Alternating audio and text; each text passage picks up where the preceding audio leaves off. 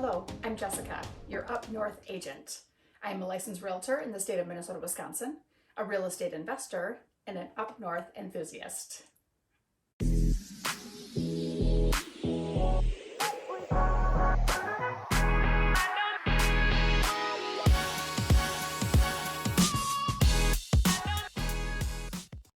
Today I have a real estate market update for you. This one is going to be specific to Northwestern Wisconsin, which is rural territory. However, this is going to be very comparable to what you're going to see throughout the entire Midwest. When we look at real estate stats, the high-level stats are going to be year on year. So in this particular update, we're looking at the end of 2021 versus 2020. So we can get that full year-on-year view of what's going on in the market. Starting with new listings. New listings, meaning how many people were signing contracts with a real estate agent and putting their house on the market, was down 12% December over December. What does that mean? That means the same thing that the next couple of stats are going to reiterate, which is there's not a lot of inventory out there. Not as many people are putting their homes for sale. Why is that a good thing for sellers? It means that you don't have as much competition.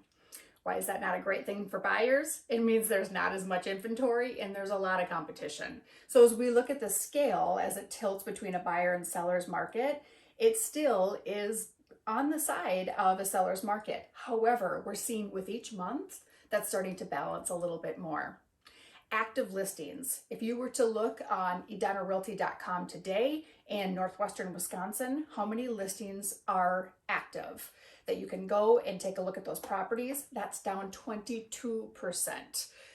Tells us the same thing as the previous one. So not only do we have not as many properties coming on, we don't have many properties that are sitting there. As soon as they are going onto the market, they are selling, and we'll get to that in just a minute. The next one is just supply in general. We're talking about overall inventory of homes that are for sale, down 17%. So all of these stats, just toggling that give or take 20%, are pretty consistent. Again, the message is we're still erring on the side of a seller's market because there's not as much inventory. There's more buyers than there is sellers. There are more people that are anxious to do something different, have different walls to look at. So the story again is relatively consistent here. Here's some good news though for everybody is that the average sale of a home is up pretty considerably. Again, we see this month after month. We're talking 21% year on year that people are getting for their homes.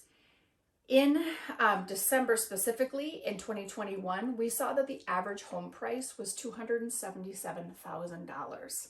Again, up over 20%. So that's been really consistent. What does that mean? Sellers, get out there, sell your home. It is time. You're still going to get more money for your real estate than you had historically. What does that mean for buyers? This doesn't seem to change. If you've been waiting to go buy that dream home, I wouldn't wait anymore. Get out there, start shopping.